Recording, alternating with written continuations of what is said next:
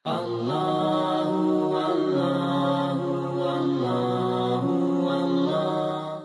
Subhanallah. Dr. Rora, ada penonton kita tanya, anak rasa relevan lah, walaupun tak adalah direct sangat. Ni Muhammad Hanif. Ush, sadar juga orang ni. Pendapat berjimat, betulkah jika berjimat bulan puasa, kalau makan dulu tidak payah kifarah 2 bulan? Apa maksud kifarah puasa? Tolong jawab, Doktor. Yang ni rasanya Dr. Mazhar dah jawab dulu kot. Dalam bab kan, ibtalul hiyal, dalam isu ni memang ada 2 pendapat ulama. Saya ingat Dr. Mazhar dah jawab sebab dia dah ada Dr. Mazhar dah ada jawapan dah gitu. Dr. Mazhar boleh tolong jawab ke? Bagi Dr. Rora. Dia orang muda ni macam apa? Baik, memang sebenarnya ada yang melihat kepada zahir. Sebahagian ulama melihat kepada zahir benda ni, iaitu dia tidak kenalah sebab dia makan. Tetapi sebahagian daripada ulama yang melihat kepada maqasid, yang melihat kepada tujuan, seperti contohnya Ibnul Qayyim menyebutkan perkara ini. Kalau tak salah saya lah, Dr. Mazhar tolong betulkan kalau salah. Jadi lama dah saya baca benda ni, tetapi hilah tidak menggugurkan tujuan asal.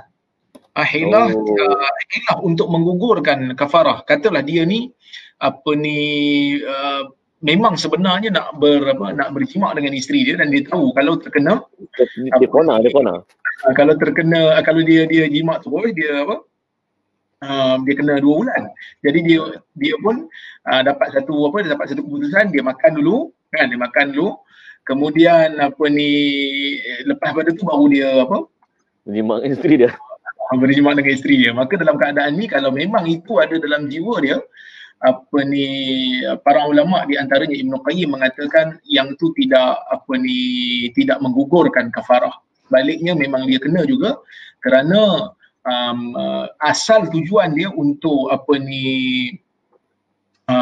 tujuan dia berbuka tu, makan tu bukan untuk makan sebenarnya, tetapi adalah untuk menggugurkan. Sebab itu kata Ibnu Qayyim dalam tak silap saya, A'lamul Muwaqqi'in, ada orang baca I'lamul Muwaqqi'in an Rabbil Alamin, dia menyebut benda ni dalam bab ibtalul hilah, ya, membatalkan hilah. Maksudnya walaupun dia minum dulu, tetapi itu tidak membatalkan tujuan asal dia. Memang kerana dia nak berjimat pada itu, dia kena juga 2 bulan. Dan inilah pendapat yang saya rasa macam kena dengan maksud roh syarak. Kerana roh syarak ini mengenakan kafarah kepada orang yang berjimat di siang hari bulan Ramadan. Maka kalau dibenarkan kita mengambil pendapat hilah, minum dulu maka akan menggugurkan, maka hilanglah roh syariah. Hilanglah, kita panggil roh ataupun spirit of Islam dalam pensyariatan sesebuah hukum. Mungkin Dr. Mazhar boleh sambung. Ada tertinggal yang Dr. Al-Fadhil Syekh Dr. Ruzaimi sebut tadi. Dia ada beberapa keadaan orang ni. Ada orang yang memang daripada asal dia dapat peruntukan buka puasa. Seperti dia bermusafir. Bila dia musafir, kemudian dia tak puasa. Kemudian dia berjimat. Dia memang dah ada buka puasa, ada peruntukan. Umpamanya dia pergi mana-mana kan, jadi dia tak puasa. Ataupun dia memang boleh makan disebabkan kerana dia sakit. Dia dah dapat dah. Dia sakit yang teruk lah, yang memang layak. Walaupun bab sakit ni pun khilaf di kalangan ulama dalam nak tahdidkan makna marad itu. Tetapi tak apa. Kata dia sakit yang mana ada kaitan untuk dia boleh buka puasa. Yang mengganggu kesihatan dia buka. Mungkin dia tang sakit kat itu je, tapi yang semangat kelakiannya tu masih kuat, jadi dia kemudian menggauli isterinya. Jadi itu cerita yang lain. Itu cerita yang lain. Tapi ini cerita satu orang yang memang akal dia memang nak melupuhi isterinya, sedangkan kewajipan Ramadan ada di atas bahu dia. Maka dia seolah-olah macam nak tipu Tuhan pula, nak main trik. Tuhan buat macam ni, aku buat macam ni. Yang ni lah yang Dr. Ruzaimi sebut tadi, ia tentang bab hiyal ini, ataupun untuk tahlil, cuba untuk menyelesaikan. Walaupun sebahagian kitab para fuqaha dulu ada yang menulis kitab khas bagaimana cara-cara nak keluar daripada masalah-masalah hukum hakam syarak ni, yang mana kalau kena macam ni nak lepas diri macam mana. Tetapi itu seperti mana yang disebut oleh Ibn Qayyim tadi, ibtalut tahlil ataupun hiyal ini. Okey. Cumanya satu lagi saya sebutlah, Syekhul Islam Ibn Taimiyah rahimahullah ada sebut dalam Al-Fatawa Al-Kubra benda ni perkara. Dia kata bagaimana untuk kita fikirkan satu orang yang mana dia bersetubuh saja kena 2 bulan berturut-turut. Mari satu orang lagi langgar arahan Allah makan dan bersetubuh, dia kena 1 hari je. Dia maksud dia, yang buat satu kena 2 bulan berturut-turut. Yang ni dahlah dia makan dengan tujuan nak bersetubuh, lepas tu dia bersetubuh, dia kena denda 1 hari je. Lepas tu dia tipu pula tu. Ditipu pula tu. Kalau zaman sekarang masuk dalam internet ramai netizen bantah tu. Macam mana aku kena lebih, dia kena kurang kan. Macam itulah. Aku buat 1, dia buat 2. Maksudnya logik kita pun tak dapat. Walaupun saya tahu dulu-dulu, bukan dululah, banyak kadang-kadang saya tahu kadang-kadang ada dalam radio negeri tertentu memang mereka ceramah, mereka sebut cara-cara kalau dah nak setubuh juga, ni petua dia, makan dulu dia kata. Bila kita makan tu artinya kita dah tak puasa. Bila kita dah tak puasa, jadi kita bersetubuh masa tak puasa, maka kita tak mencemarkanlah puasa tu, jadi kita hanya kena sehari saja.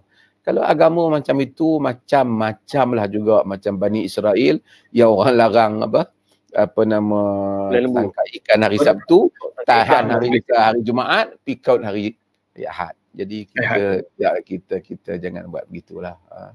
Sebab tu agama ni sebenarnya bukan soal, macam saya kata, agama itu ada soal warak dia. Soal kesalahan kita dengan Allah. Kita nak main-main dengan Tuhan ke apa kita ni? Kan? Bila kita ada, sebab itu ta'zim hurumatillah, membesarkan kehormatan syiar-syiar agama adalah merupakan keimanan bagi min taqwal qulub, daripada tanda ketakwaan jantung hati kita. Masya-Allah.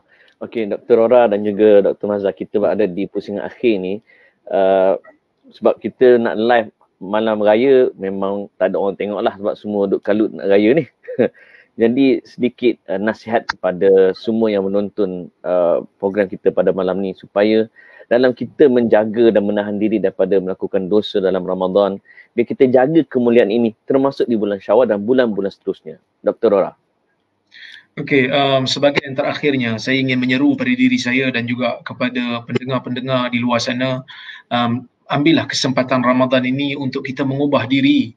Hubungan kita dengan Allah biar bertambah baik, hubungan kita dengan manusia pun bertambah baik. Maka sebab itu kalau kita melihat kepada hadis Nabi SAW, apabila masuk dalam bulan Ramadan, Nabi begitu kuat beribadat lebih daripada yang lain untuk menjaga hubungannya dengan Allah Subhanahu Wa Taala, mempereratkan hubungan dengan Allah, rasa diri dikawal setiap masa. Kita dalam siang hari di bulan Ramadan, kita dikawal dengan ibadat puasa, kita tak buat perkara yang membatalkan puasa.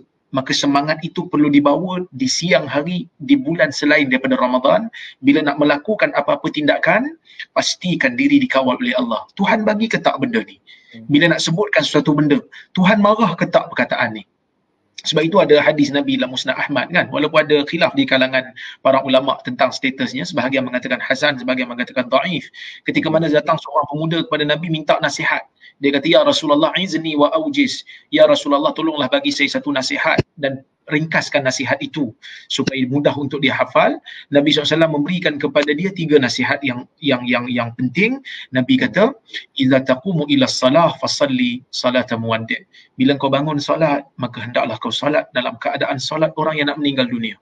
Dari segi kualitinya, memang dia rasa lepas ni dia tak solat lagi dah. Itu pertama. Jaga hubungan dengan Allah. Wajma'il iyas mimma fi aidin nas. Himpunkan segala rasa himpunkan segala rasa putus asa dengan apa yang ada di tangan manusia. Haraplah dengan apa yang ada di sisi Allah, apa yang ada pada tangan manusia. Kalau dapat, alhamdulillah. Kalau tak dapat, tak apa. Kerana bukan kita penentunya, hanya Allah Subhanahu Wa Taala. Dan yang ketiga, Nabi kata, "Idza la tukallim bikalam ta'taziru minhu ghada." Kamu jangan bercakap dengan satu perkataan yang mana esok hari kamu akan menyesal. So bila kita nak sebut satu perkataan di luar Ramadan, sama dalam ataupun luar Ramadan nanti, kita sebutlah perkataan sebelum kita sebut apa perkataan, fikir dulu. Perkataan ni esok aku menyesal tak kalau aku fikir balik? Perkataan ni masuk kantung pahala ke masuk kantung dosa? Perkataan ni masuk untuk bela aku ke atau untuk dakwa aku? Selamat.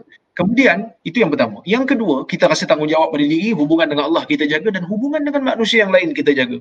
Ramadan menjadikan mukmin manusia yang mengasihi manusia yang lain. Merasa diri lapar. Baru kita tahu, rupanya ada orang yang bukan hanya pada bulan Ramadan lapar. Tiap-tiap hari lapar. Kalau kita hari ni, kita sentiasa tanya isteri, hari ni nak buka makan apa? Hari ni nak buka kat mana? Orang di luar sana yang kadang-kadang bukan kata puasa.